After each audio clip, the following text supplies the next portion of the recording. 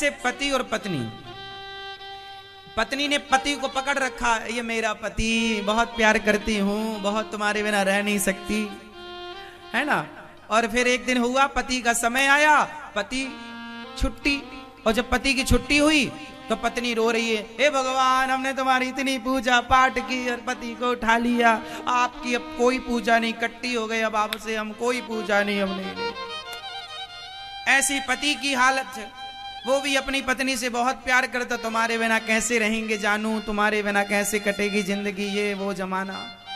और जब पत्नी मर गई, छुट्टी, तो रो रहा है, पत्नी मेरी, पत्नी मेरी।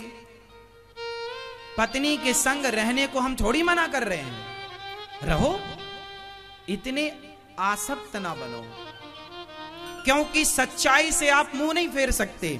अच्छा बताओ, आपकी पत्नी और आपके पति में दो में से एक को जाना पड़ेगा, पहले ये बात सही है कि झूठी है? पति पत्नी में किसी एक को पहले जाना पड़ेगा, यह बात सत्य है या झूठ है? तो इस सत्य को स्वीकार क्यों नहीं करते? जब पता है तुम्हें कि तुम्हारी पत्नी को एक दिन मरना पड़ेगा, तुम्हारे पति को एक दिन मरना पड़ेगा, तो क्यों उससे इतनी मोहब्बत करते हो कि उसके जाने के बाद सालों तक उसकी याद में रोते हो? इतनी यादों में, भगवान की यादों में रोए होते तो लोक परलोक दोनों संवर जाता। जिसकी याद में रोना था उसकी याद में रोया नहीं, संसार की याद में रोते रहे, रोते रहे, रोते रहे, रोते रहे। यहां कोई परमानेंट थोड़ी है, कोई तुम सदा के लिए थोड़ी सावित्री, गायत्री और सविता बनी रहोगी। ये सविता का देह छोड़ के जाना पड़ेगा, ये काया यहीं जल करके राख होनी है। इस सच्चाई से क्यों मुंह फेर रहे हो? क्यों नहीं स्वीकार करते सच्चाई को? इसलिए संसार से इतना अटैच होने की जरूरत नहीं है। संसार के साथ रहो, रहना बुरा नहीं है मेरी मां, पकड़ के रखना बुरा है। बोलो हां, सही बात है या गलत है? इसलिए पति के साथ रहो, जब तक है खुश रहो, प्रसन्न रहो। नहीं है तो अब भगवान के आश्रित रहो। अब तुम्हारे रोने से वो जिंदा भी तो नहीं हो सकता, यदि हो जाए तो चलो हम सब मिलके रोएं।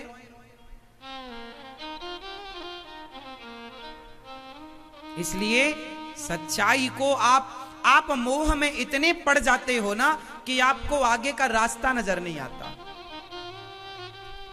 आगे की जिंदगी नजर नहीं आती, अंधकार में भरी होती है आपकी जिंदगी।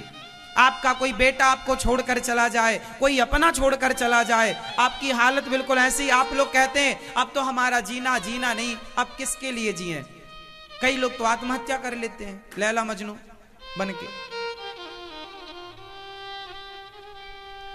ये जीवन आत्महत्या करने के लिए नहीं मिला।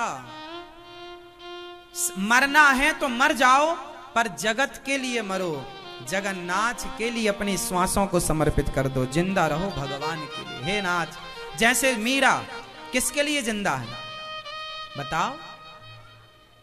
पति के लिए जिंदा है, सास के लिए जिंदा है, बच्चे के लिए जिंदा है। मेरे तो गिरधर गोपाल, दूसरों ना। आप लोग ना जी तो लिए, आप अपने बेटे के लिए जी गए, बेटी के लिए जी कर देख लिया, पत्नी के लिए जी कर देख लिया। पति क्या मिला, क्या पा गए आप? कौन से धन्ना सेठ हो गए? थोड़ा भगवान के लिए जी कर देखो, आनंद को अनुभव करके देखो।